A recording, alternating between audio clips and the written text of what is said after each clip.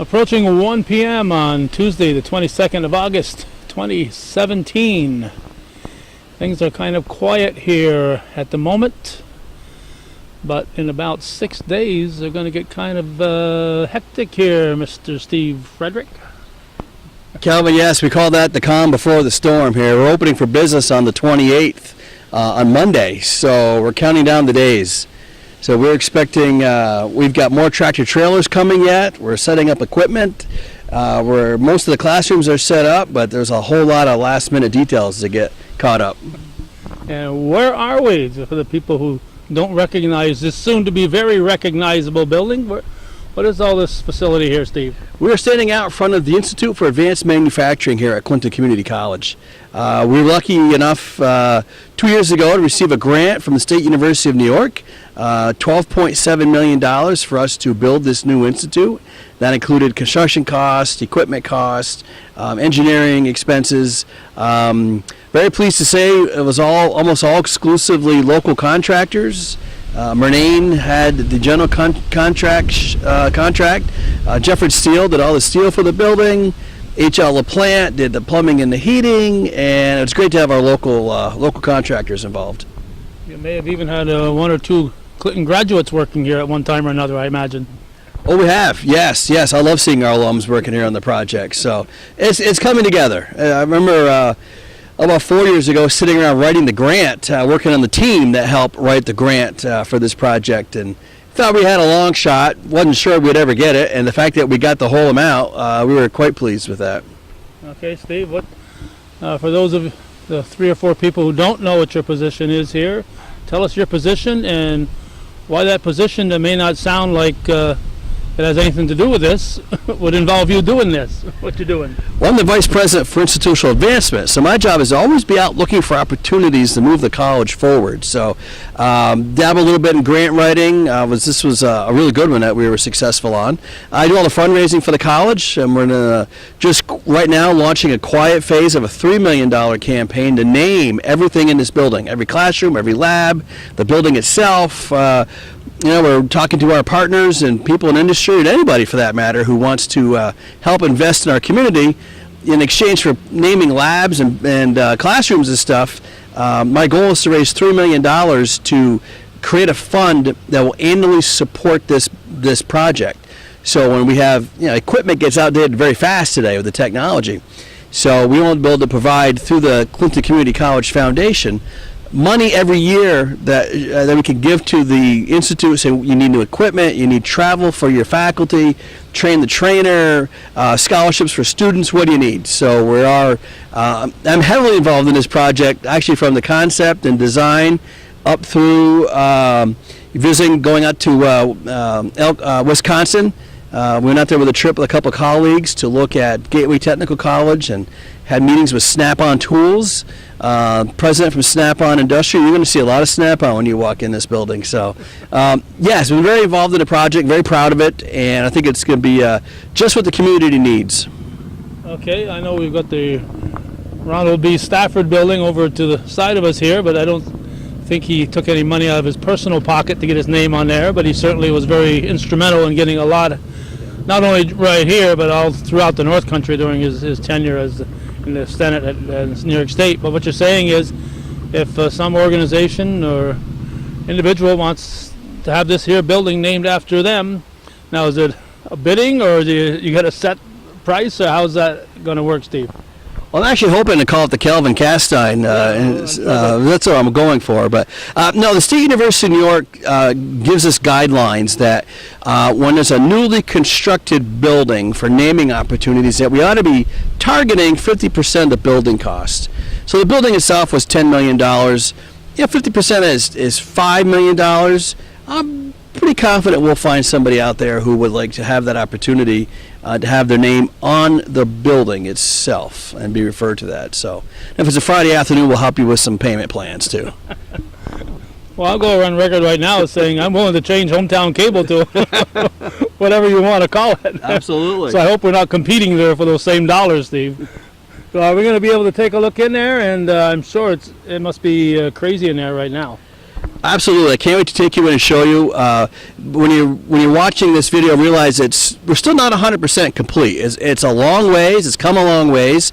There's half a dozen tractor trailers yet to come between now and Monday morning when we're open for business. So there are a lot of busy people here trying to get everything set up. So you're going to see a lot of really cool, cutting-edge equipment in here. But there's a lot more yet to come, even in the next few days. Yes, because you can't. They can't show up here Monday morning because it'll be too late. What time do classes start here on Monday? 8 o'clock. We're ready to roll. All right, so we'll find out more about the classes and their schedule as we head inside. If during the construction phase you happen to venture up here, you may have noticed that the driveway, the road coming up to the left as you're entering here has been closed. It's been used as an exit for the last couple months, but not necessarily for an entrance. Will that detour sign be taken down when classes start, Steve? Yes, the goal is we're still expecting all these tractor trailer trucks. So come Monday morning, we expect to have the main road open back up again and blocked. So students can drive up there, turn in here, and go down to this parking area down here, which is located nearby the main campus. That used to be all dirt. That was known as our pit parking for many, many years. It was an old gravel parking lot. So now we got nice LED parking lot lights, and we've got to improve this whole section of the campus. And it's 3 floors, and you got to, now is the bottom floor we see here, that's at that lower level, is that all the way through the building? No, that's actually a walk-in basement. So it's actually the first 1/3 of the building. Because it's built into this sloping hill, we're able to put all the mechanicals and the computer server and everything down in the basement, which afforded maximum room on the first and second floor for classrooms and labs. So it worked out very well. Now, will the students be able to access through there, or do they have to come up here to this main No, we entrance? think probably 95% of the traffic, they'll park in the lower parking lot and come in through the 2 lower doors. They can access Yeah, down one there. goes to an elevator and one goes to the stairs. And most likely that'll be the vast majority of the traffic will come in that way. And so we'll keep our visitors and our guests be able to come in here in the main lobby, main entrance. Yeah, I was just wondering when it was wind's blowing and it's 0 outside, if they have to walk all the way Oh, up no, here. no. They're going to make a beeline for the lower. All right, so that's a parking area here. But you're hoping that parking area is going to be overflowing, though. Well, interesting. If it does, if you notice up on the hill, that's all the rubble from when we dug out this building. We expanded that upper parking lot. So see above where it's paved, you see all the crushed rock and stone that came out of this site. So we got plenty of parking up there as well. But you'll just have to put some kind of a stairway or something. Well, yeah, there's a little stairway right over there. Is there? A little sidewalk, paved. Sidewalk over here. Yep. Yeah. Well, they can rappel. Yeah, well, I imagine there will be a few that will come down that way in the nice weather. All right, so this is the outside, and you got some signage you said that's going to be coming up? Yes, any day now we're expecting 3 big, beautiful backlit signs, says IAM at Clinton Community College. There'll be one going right behind this trailer, one right at the front entrance on the main road, and one down by the lower parking lot. Okay, so looking at from any of those 3 directions, you'll be able to see what building you're looking at. Yes, absolutely. And again, we'll keep saying it. If you want your name and part of that sign, a mere $5 million will get you in the ballpark. We have come in and we didn't go too far before you said this portion here is already named. Yes. I'm pleased to say one of our strongest supporters of this whole project from day one has been Gary Douglas from the Chamber of Commerce. And Gary said, I want my name in this vestibule. So this is now the Gary Douglas vestibule. So everybody who walks in is going to know Gary was such a strong supporter for this project. So thank you, Gary. No photo, I hope. Oh, we'll do something. And you got other plans for the walls. Yeah, throughout this whole building, you're going to see all this fabulous wall space. And being a history nut that I am, and my good friends at the Clinton County Historical Society, we're going to do in this area a display on the manufacturing in Clinton County going back to 1840. We have people like Pal Blade and the Adirondack Rifle Company and Lozier Motor Company and that box factory, the shirt factory was up in Moores, and the Sheridan Iron Works, and we've been manufacturing in this county going all the way back to 1840. So working with the Clinton County Historical Society, We're going to have all sorts of photos of these wonderful old manufacturers. I'm trying to do a map with a push pin to show where all these mills used to be. So we got track lighting already up there. So we were going to make this a very interactive vestibule. We also have we might even put a robot here. We got a robot that was donated by Georgia Pacific, a big 8-foot stacking robot. We're going to paint him up really nice and clean, and he might meet you here in the lobby, here in the vestibule when you first come in.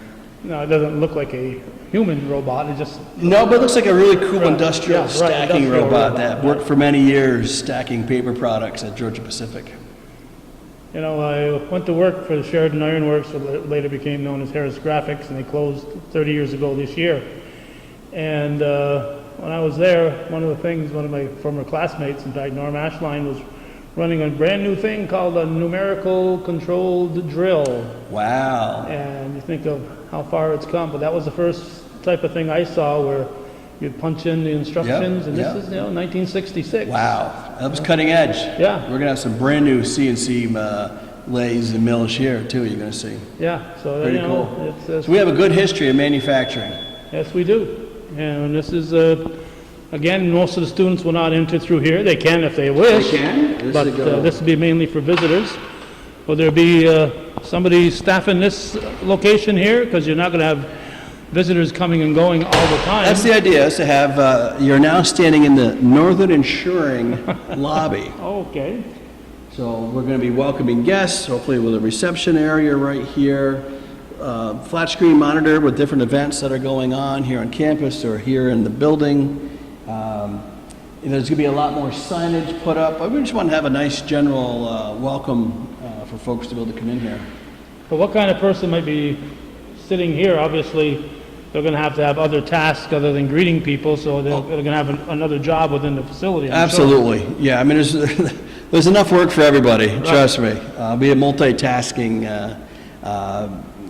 eventually someone here who can be welcoming and doing a lot of other projects. Yeah, so it's very important when you come into a place with manufacturing going on that you don't just let people wander in. Oh, absolutely, because there's very strict protocols. When we go inside here, right inside these double doors, there's a yellow line that goes all the way around the perimeter, just like in regular manufacturing, Okay. that if I'm giving a tour and we're on this side of the yellow line, you're fine. The minute you cross the yellow line, you can have your personal protective equipment on in order to go in and see some of the equipment up close. Okay, which direction do you want to go? Well, let's go right through here. And initials again are right here as you walk in, IAM. I think we'll change the name, I'll have to grind it off.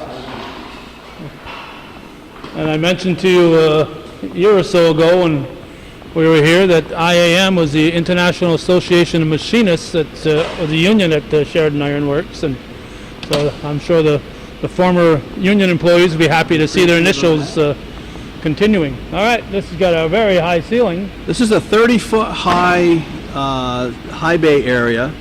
We purposely made it very high so there's no restrictions on the ceiling height. One of the first things you'll notice, we have this beautiful overhead crane that was donated by Georgia Pacific. It's not large. The concept is to be able to train people or to certify people how to safely operate an overhead crane.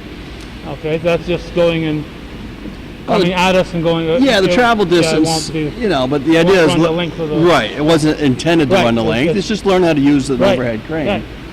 You also see next to the door, there's a coiled up hose. So if you bring in a bus, for example, in here, you can run it because that exhaust gets drawn right out through the roof of the building. So the whole concept of this building, you'll hear me say it over and over again, is maximum flexibility. You'll see all the equipment is on wheels. Everything can be moved with a forklift. All the electrical, hydraulics, everything drops down from the ceiling. Are we allowed to cross the yellow line today? We can today because we're not set up yet. But you'll see the electrical drops up there. You can see it over in the other part is a 15-foot high ceiling.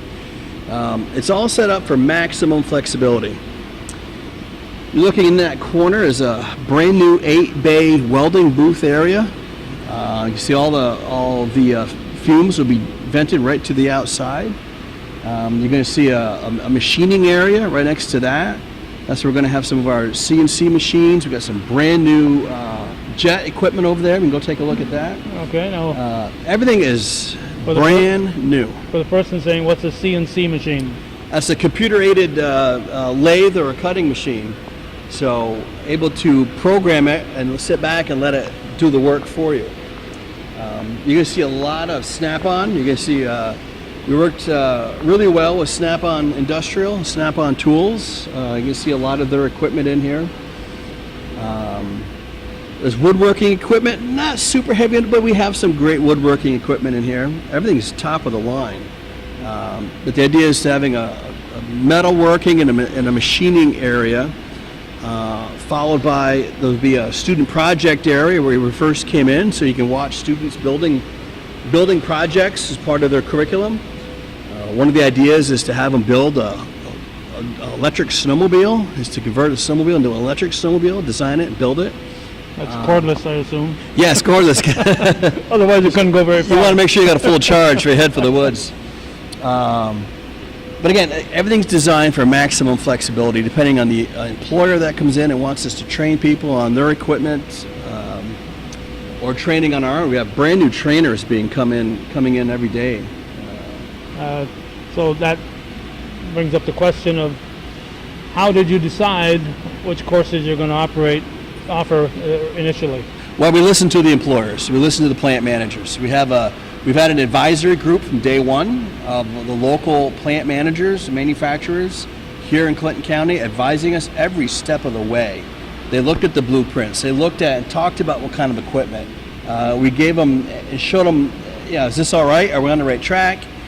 So we listen very closely to everybody who's the experts in the business, with the goal of making sure that when somebody leaves this facility and starts on a Friday and starts on a Monday, it's the same type of facility.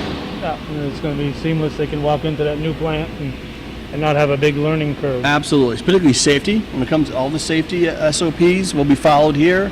They'll be able to learn here, and then when they start on the job, they'll have all that basic knowledge.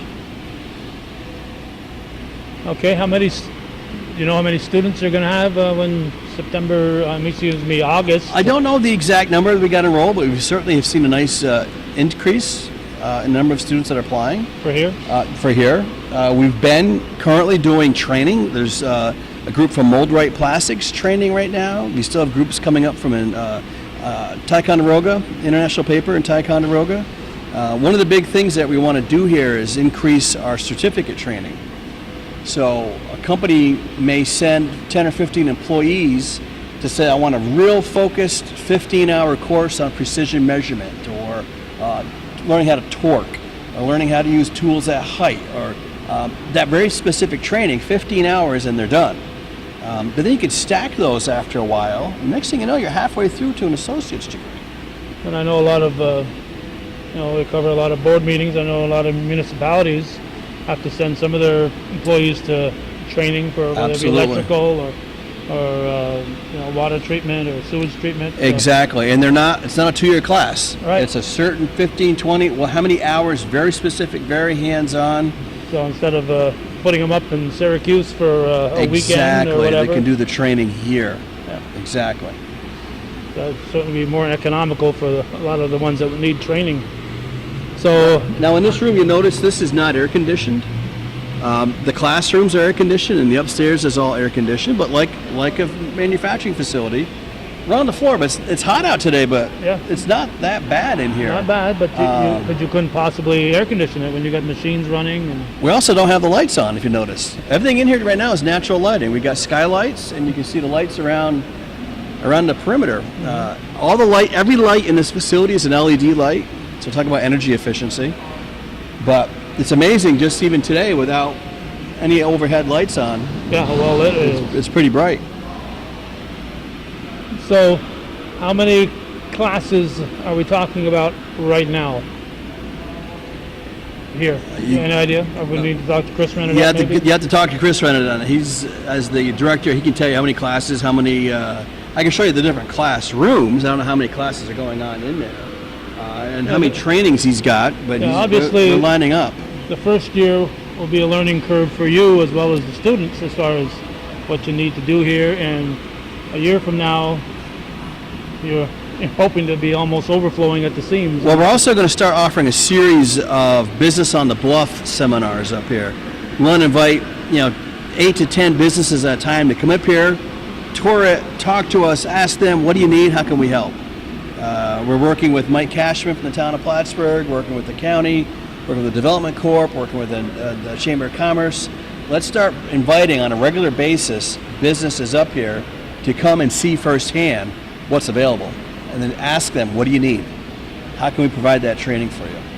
And on the same token, when somebody like the CDC, I forget, the cross-border development, has got a potential customer coming across here, Absolutely. and of course, the Chamber of Commerce might have somebody that they're talking to about moving into the area.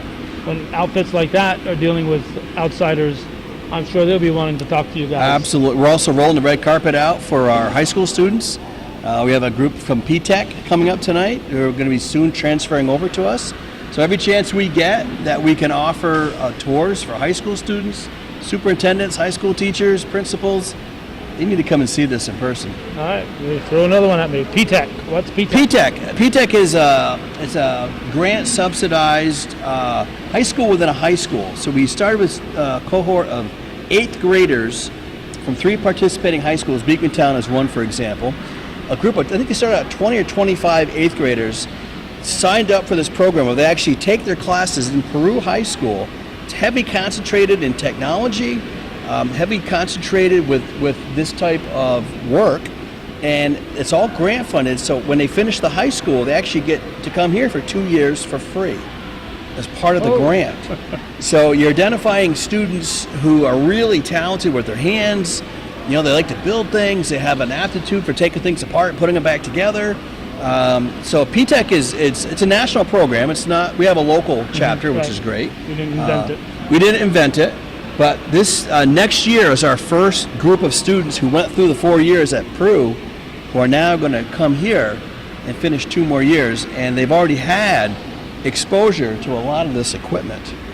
Okay. Now, what happens if somebody's a sophomore and they decide, I should have done that? Is it too late for them to get into P-Tech? I don't think so. I'm not the recruiter for P-Tech and know all the ins and the outs, but it's an opportunity, again, for students who think this type of work is of interest to them. They want to stay in the area and get a good job. This is a great pathway. So I think P stands for pathway for technical education for Okay. P-Tech. All right, we got it. We got the acronym. All right, we are up close and personal here. If you're watching on Hometown Cable Network there, Norman Ashline, eat your heart out. That's what it's come to here. Look at that. Here's what it is, Calvin. There we go. It's a jet operating instruction parts, variable speed turret mill. It may look like a drill, but it's a mill. So Well, the computer monitor on the side. yeah, so it's a milling machine, not a drill.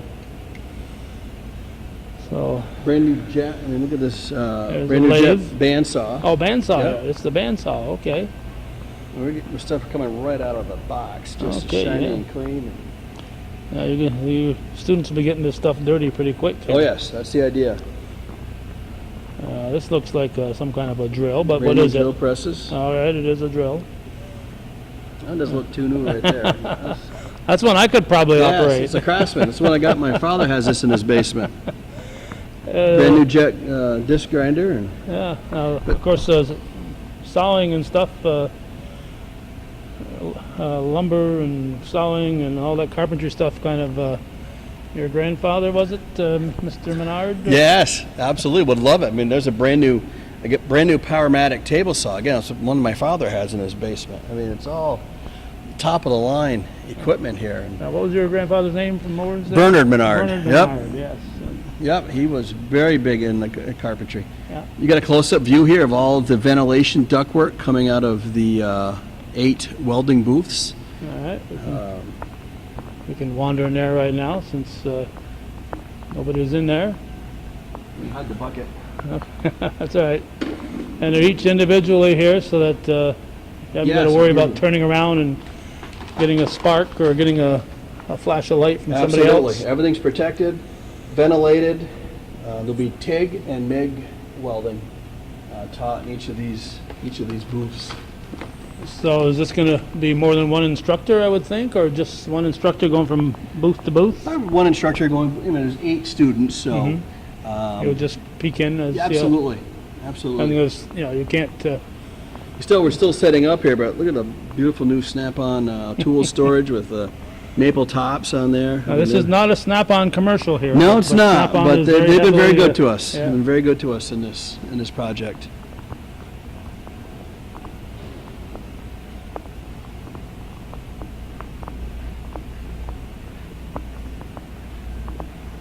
So we're still walking here in more of the machine shop area. So there are more machines coming Well, soon. there's like several tractors, a lot more tractor trailers coming full of machines. Rear loading dock, so we got the ability here to, instead of opening the big door, we can open the side door and you can come around the back. Okay, so there's a. Oh, it's a work in progress. Are we going to be able to get back in here? I'm gonna hold the door. You're going to hold the door. Okay, you stay there, and I'll You can go. look over at the ramp. I'll go look at the ramp here. So if I'm out of breath. If I'm out of breath in the next time I put the camera on, it's because Steve shut the door on me here and I have to walk around. But this is the back, the big elevator right here. Trucks will be able to back right up with their equipment. Unload it here and turn around and bring it right inside that door. I gotta tell you, that door looks a little narrow though, so. Well, we got one bigger in the front. In the so front, it's that big. if it's necessary, then come in the front door. Yeah, you look up, all the lights are LED in the parking lot and the loading dock. And in terms of energy efficiency, this building meets or exceeds all the energy efficiency standards.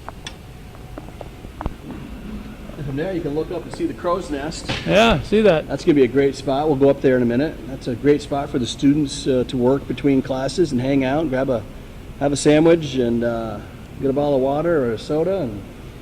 And when I'm giving tours, I can safely be up there looking down. Uh-huh. So now we're inside. This is a 15-foot high span in here. This is one of the newest piece of equipment. Stera is a company that specializes in precision measurement.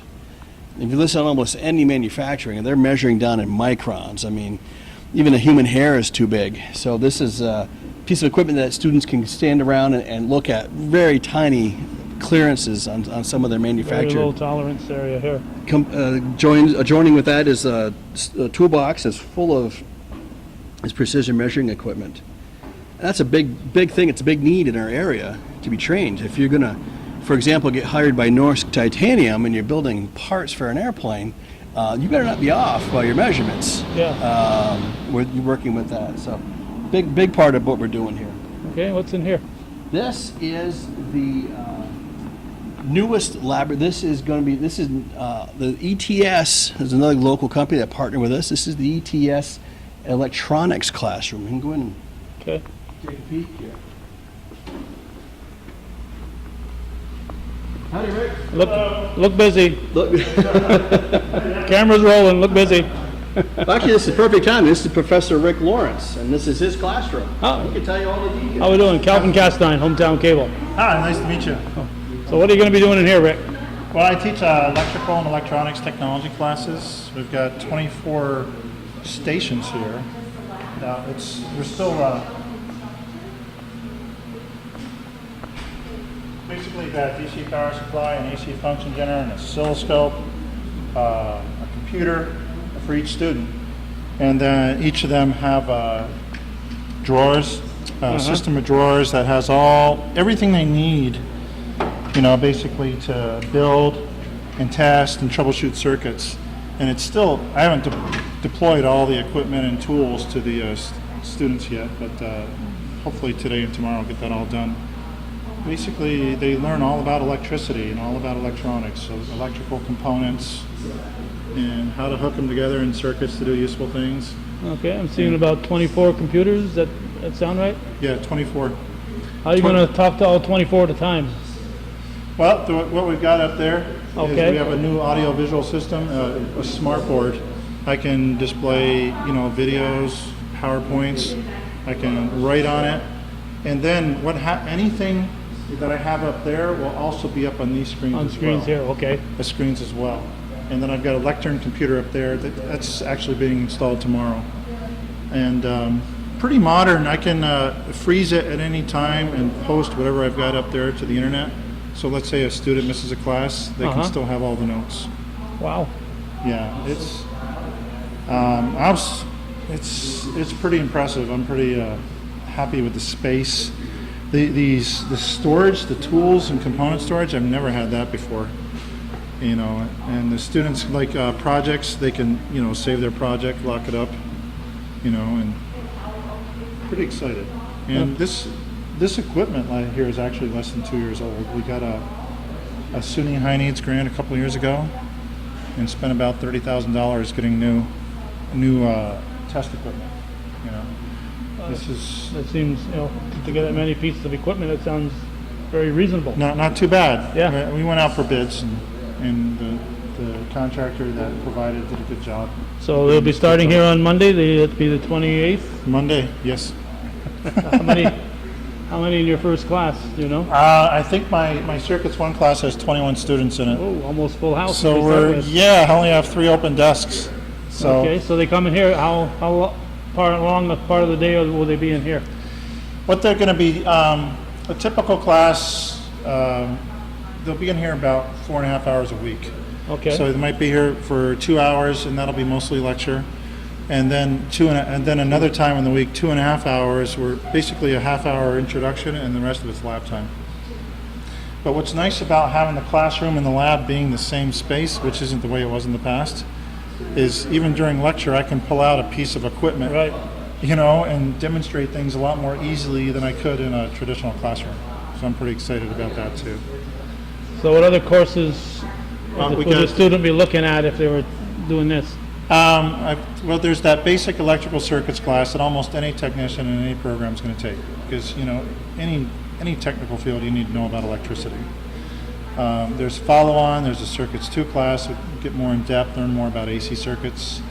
Digital electronics courses, analog electronics courses, computer programming courses. We teach students how to program in the C programming language, also assembly language.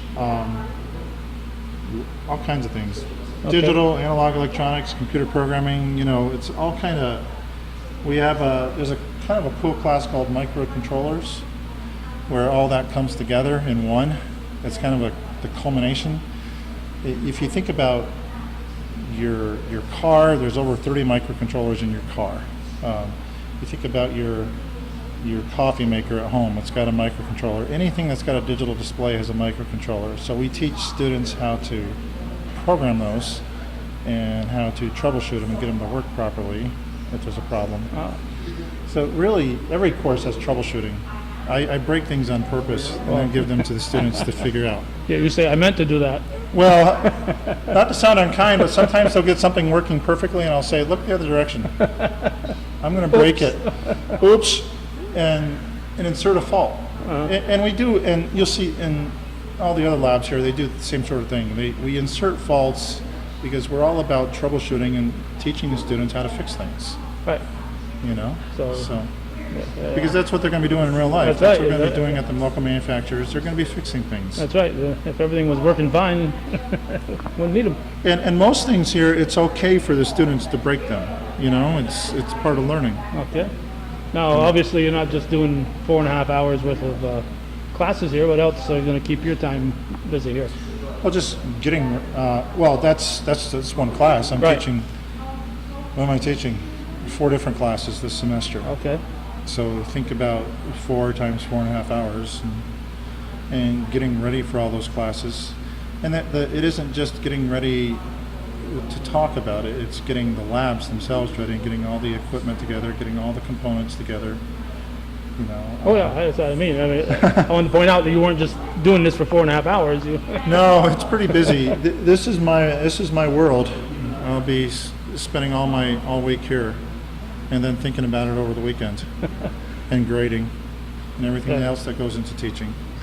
I guess I'm a teacher, but I'm a very, very, very, very, very hands-on teacher. You know, Our students seem to, I think they learn best if they can, it's not just me talking about a concept, they demonstrate the concept to themselves by building it, you know? Mm-hmm. We don't just learn about Ohm's law, they build circuits that demonstrate Ohm's law and see that it really does work, it really is real, you know? All right, we're in the year 2017, male to female. I'm sure if we were talking 40 years ago, it'd be mainly male. Is the ratio pretty close? Or? I'd say it's probably about 5 to 1. Is it still? Yeah, male to female. Okay. I think it'll get closer as the years go on, but for right now. Well, this is my 6th year here, Uh-huh. or 7th year. Just finished my 6th year, and every female that has gone through the program has succeeded. They work over at Bombardier, Nova Bus, and APG Neuros, and local companies. I'd like to see more females interested in the program. You know, I'm sure because that there's will good evolve. jobs. That's right. There's good jobs out there in the Right. local area. Yeah, that's what we're here for. That's what this building was put up for, was to try to keep our local people working locally if possible. A lot of traditional college students may not necessarily want to stay in the local area, but most of our students seem to want to stay, and we want them to stay. Yeah, and so you want to You know, be able to satisfy the work needs of the companies coming in here. So we pay a lot of attention to what those manufacturers need. We want them to hire our people, and they do. You know, so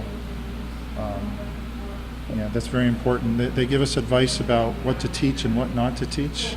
Why are you still teaching that, or why aren't you teaching this? And so I mean, our students are our primary customers, but we want them to be able to get jobs in the local area. Yeah, you can't very just important. cater to what the student wants to learn if it isn't practical in the workforce. That's exactly right. And I'm sure what you're teaching now, what you were teaching 5 years ago, what you're going to teach It's 5 years different. in the future, everyone's going to be different. It's different. Yeah. And one thing about electronics, you really do need to stay on top of things with modern test equipment. Well, that and So when we got that state grant a couple of years ago, that was and somebody in your good thing. position, it's not like, no disrespect to the history teachers. I love history, me too. but history is there. This here is constantly evolving. changing, Yeah. constantly changing. So hopefully did you get a chance to go out and see some of the new mechatronics trainers out there, speaking of new stuff? The trainers? No, I don't think we looked at any trainers. We looked at some of the equipment, the machines out there, but not I think Steve can put you in touch with Chris Renadette. Yeah. And he knows. There's also the mechanical technology teacher, Dwayne Bibo, can talk more about the trainers that are out there. Most of that stuff out there is actually brand new. 3D printers and that kind of stuff. We did run across an old drill out there, though. Oh no! Yes, Well, something that I could operate. Upstairs in my office, I have some electrical tech antiques. They're just because the students, sometimes they do, when we're talking about the history of electronics and electricity, they like to see the old stuff. Well, sure. I've got an ammeter, a current meter that's 120 years old. Wow. Yeah, it's pretty cool. Wow. You wouldn't think of that for 120 years ago. No, I'd say the first real electrical engineer was Ben Franklin. So what was that, the 1760s? Yeah. So we talk about Ben Franklin. But they don't have to wait for the lightning to strike anymore. And we also talk about Lee DeForest, an American electrical engineer who invented electronics back in 1906. Ah, see, that's With a the, new name for me. Well, he invented something called the triode vacuum tube. Okay. It was the first amplifying vacuum tube. So it made radio practical for the masses. It made radio practical. Yeah. So as part of electrical circuits, we talked about some of those electrical engineers. Yeah, why not? Yeah. It shows you where everything has come from and how it all began. Yeah, and the principles behind that triode vacuum tube are actually used in modern transistors and what am I thinking of? Integrated circuits, chips, ICs as well. Those principles are still the same. Just everything's a lot smaller, a lot faster, and uses a lot less power. Things have gotten small. Yeah. Okay, anything else, Rick? I'm sure there is, but Okay, I'm sure Steve will find something interesting. Yeah, desoldering. Yep, that's stuff that still has to be deployed to the drawers. I didn't have these drawers like the student drawers. I have nothing. I know, isn't that amazing? Christmas morning here for the Actually, folks it's an at organizational scheme, believe it or not. IAM at CCC. I'm still working on. We're outside. Somebody just went in the voting booth down there. So there's no election right now in August, so I don't know who they're voting for. Rick told us before we went outside that he's got 100% job placement so far. He's been here. This is his 7th year. He has employers coming here a month before graduation asking him for graduates. I mean, these students have a job before they even walk across the stage. Wow. So that's what it's all about. It's getting Yeah. a job when you're all done. Yeah. That's why they come He's here. doing it. Yeah. All right. So this is a lab tech. You told me off Yeah, camera. this is like you would find in a manufacturing facility where you have a supervisor that has an office here on the floor, can look out on the production. In this case, we're going to have lab techs and adjunct faculty who can be down here while the students are working and then be able to go out and help them with the project. And so it's, as opposed to being upstairs in a Right. faculty Yeah, office, yeah, they're right down here Yeah. Same on level. the floor. Right. Approachable. Absolutely. All right. I see some. What's these? I'm Yellow not sure one. what that one is, but That this looks like a yellow real- one's still I can still do tours behind this without Yeah. needing the, I don't know This what one that here. No weapons, maybe. No, must be. Now you're getting into some of these brand new trainers. For example, there's one of our old trainers. Here's our brand new ones over here. I mean, that was Okay. got some miles. One of these is the new one. One of these is the old one. Yeah, Guess we which? Guess which is which? You come on to see the front of this. Hydraulic trainers, PLC trainers, all with the monitors. The faculty can put a fault in the system here. The student has to come in here and troubleshoot where the fault is. Again, it's all hands-on, exactly what you'll find out in the field. Now, one of my previous visits here, I asked this question, but I've learned over the years that not everybody watches every program all the way through. Really? Can you believe that, I can't Steve? believe. What a shame. Yeah. So we're here talking with Steve Frederick. We're at the IAM, say it. The Institute for Advanced Manufacturing at Yep. Clinton Community College. That's what I meant to say. And we talked earlier about P-Tech. I know in asking a question before with CV Tech, they do work closely with you because you obviously, some of these students can't just show up here and say, I want to take this stuff. They got to have some background before they get here. Well, it's all part of that pathway. We call it that educational pathway. Even starts in 8th grade to have an interest in this kind of a career field. And, the end game is to get a good paying job in the industry. Well, there's a path to get there. And the path may start at CV Tech. It may start with a P-Tech program. Hopefully the journey will continue through our program here and then on to a good paying job. And then when you have a good paying job, you can come back here to get additional certifications and trainings if you want to be able to move up the ladder and go into management or supervision. So it's an ongoing process. I'm proud to say all 4 of my offspring have graduated from Clinton, and they're all doing different things. It's a good reason alone to call this the Cast Iron Advanced Manufacturing Building right there, all the tuition that you paid. This is part of what's going to be the Fab Lab. You see we've got some of our brand new 3D printers have already arrived, some of our older 3D printers. Older 3D.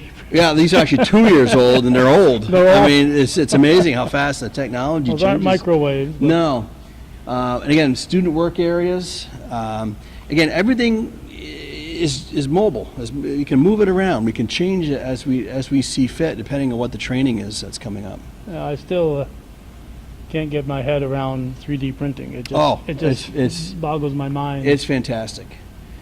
And again, hopefully you notice, the way it's laid out. There's a flow to it. There's been a lot of thought by the faculty in terms of how they want everything to work. There's a cleaning station over here. You're going to get dirty in this, and you be able to clean sure. up before you go to the next class. Even all the maintenance closets, everything. This building itself is a living laboratory.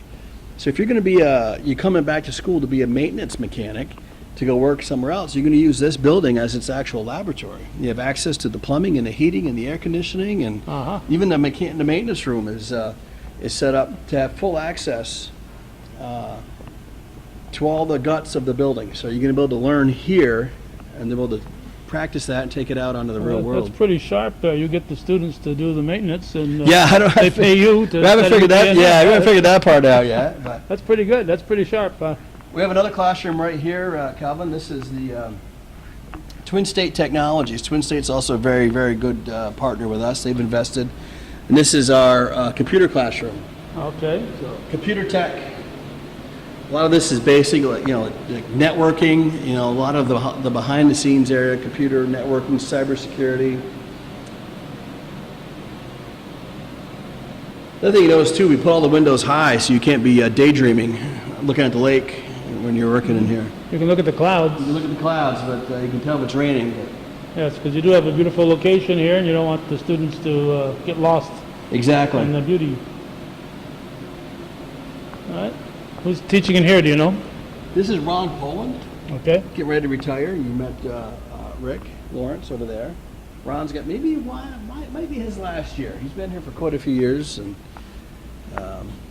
Rick mentioned Dwayne Beeble also. Dwayne's come. Some of these folks are hard to replace, but there's good folks out there. You need someone to come in with has their own set of credentials. We also we do train the trainer programs where we flew Chris, excuse me, and Chris Rennerdat. out to Wisconsin to learn how to be the trainer on some of these certificate programs. Yeah, this is so much brand new stuff that the instructors have to be able to instruct. So they've got to learn. Exactly. We're having the reps from the factory are coming back, and they've been training our faculty on how to use this equipment. And there's I don't know how many more tractor trailer trucks coming between now and Monday morning of brand new equipment coming in here. And it's an ongoing learning curve for the instructors here because as we Technology's mentioned there with always Rick, changing. It's changing all the time. Yep. And you can't teach what you taught 5 years ago, and some of the stuff you can, but like you said, with the 3D printers, the 2-year-old ones are old. They're old. And 2 years from now, they might be obsolete. Absolutely. So, okay. Well, let's go up to the second floor. We'll show you the classroom space up there.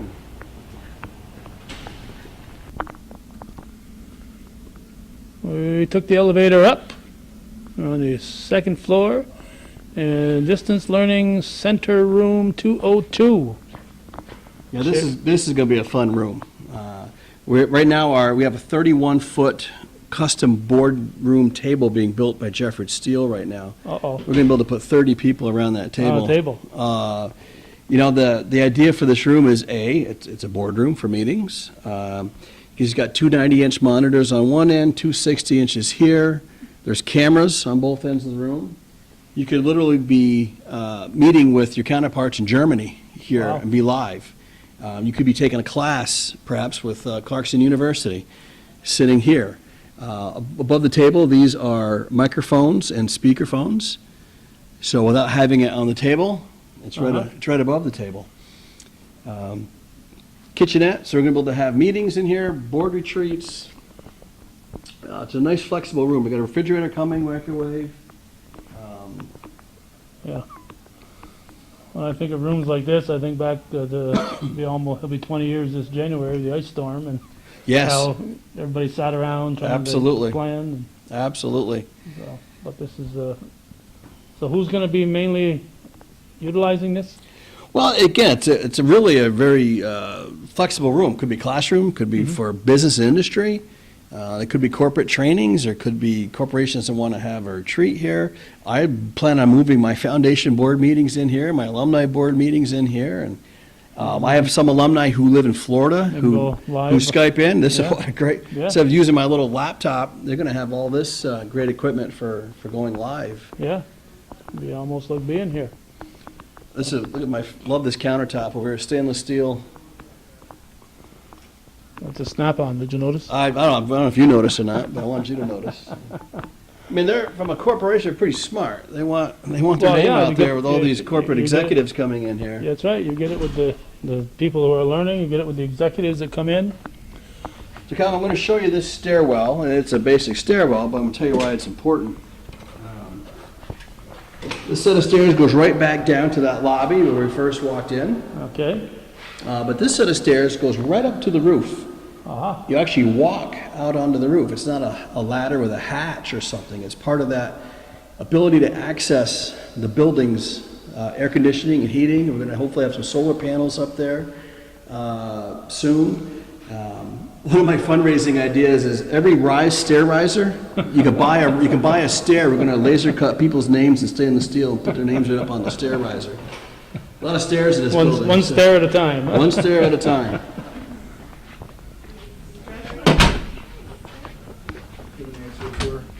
Hi, how are you? I haven't seen you in a long time. We're on the observatory deck 214 AKA the crow's nest. up here. Best view in the house. You may want to sell tickets for this spot. Oh yeah, we're thinking about it. So the nice thing about here is visitors can safely look down and observe the students in training. You're safe enough, you're up out of the way. Like you said, the bird's eye view of what's going on up here. We also figured this is a nice break room for the students. We're going to have a bunch of vending machines up here so they can grab lunch, grab a snack, work on their laptop, work on a project, a small group area, just even a place to relax. But this does give you a sense of how big this facility is. What 30 feet means in the ceiling. And again, there's no lights on in here. Right. I mean, you're looking at the skylights and those windows around the... Yeah, and it's not a particularly bright and sunny day. It's a little No, overcast. it's overcast. If we were here yesterday, we'd be in the middle of a Oh, yeah, the eclipse. but we didn't get much of one. But 7 years from now, we'll be getting the big one. When Chris rented that, we were in the elevator with him, and he said he's got about 40 more pieces of equipment coming in. Yes. I mean, And again, we're here on the 22nd. we're opening on the 28th. On the 28th, it's going to be installed. And Yeah, ready to there's go. been some late night hours here, but it's all good. It's all very exciting.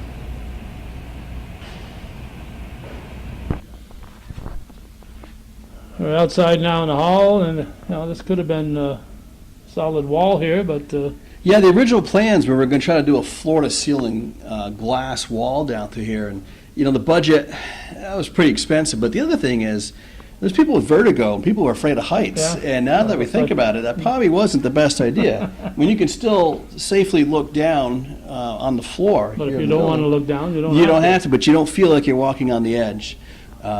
You notice everything up here, we're in an air-conditioned space, so all the classrooms up here are air-conditioned. You're looking in here at a classroom with 100 capacity, 50 and 50. Wow. We'll go through there and get you inside. And I see a divider, so if they have to divide it 50-50, they can. That is actually the most acoustically approved divider we could find. We actually divided the room, locked it into place, and Chris was blasting country music on one side and rock and roll on the other side, and you could not hear it because of that acoustic rated Wow. divider we have right there. This is a computer classroom, general classroom and computer classroom. There's 75 computers in here, all loaded with the latest in CAD program and software the students will need. I noticed you've invested heavily into computers. Yes, so Chris is getting a training here. Uh-huh. Again, there's a door that goes out to the lower roof. So again, it's accessing air conditioning. Okay. And, again, the building was designed to be a laboratory as well as a teaching space. So let's see, 2, 4, 6, 1, 2, 3, 4, 5. I'm counting about 30 Yeah, students. yeah.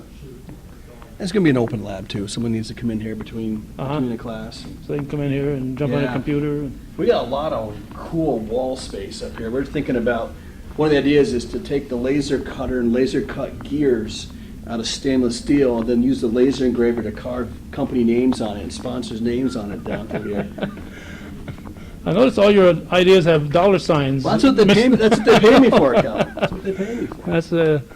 That's Mr. Fundraiser. What is your exact title again, Steve? Vice President for Enrollment, for Institutional Advancement. Institutional I almost said enrollment. I did that for a little bit. But this classroom has that new car smell when you first go into it. So very flexible. The idea there's a storage room in the back. These tables were purposely bought because they fold nicely.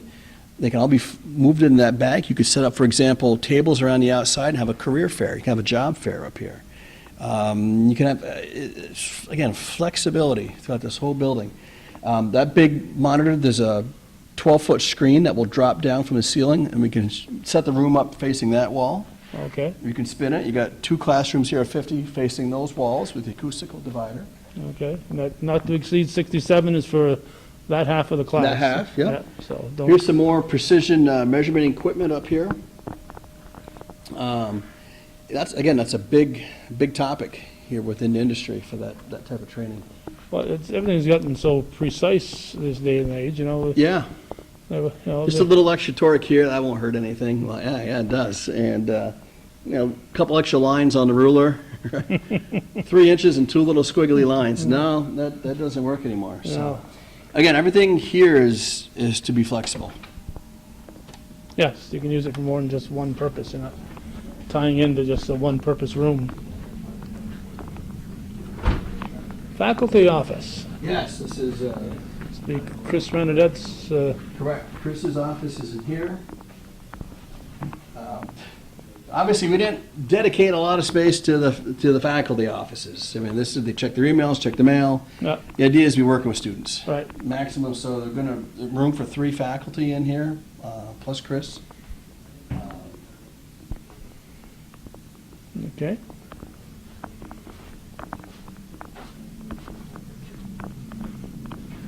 So I'm actually, believe it or not, I don't know if you've ever done this before on video, Calvin, I'm gonna show you the men's room. Okay. You gotta see the men's room. All right. Men's room's Knock, pretty- knock first. I've learned It's this. it's pretty cool. I've learned knock first. Yeah, it's pretty cool. All right. You ever see too many, look at the new sink they installed in here. All right. You like the sink. Yeah, I like the sink, I like the colors, I mean, it's not All right. bad. Ladies' room was the same way. I mean, All right. That's nice. Kind of a granite look to it. Yeah, yeah. Yeah. That's how entice the people to wash their hands. Wash after. their hands That's afterwards. right. So you have a nice looking sink. They're gonna not forget to wash their hands. So going right around the circle, we came up from the elevator. This is a printer room. It'd be the photocopier. It'd be a big plotter printer in there as well. Okay. That door goes right into those classrooms. Now, is this students can use this printer, or is it It can faculty be, only? could be faculty. I mean, depending how they program. Another bathroom here, maintenance closet, data closet, and elevator back down.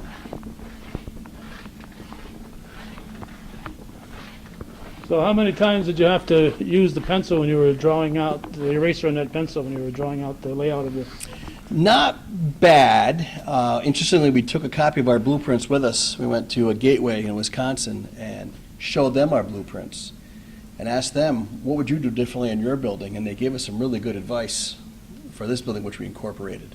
AES, local architect, did all the planning for this, did a fantastic job for us.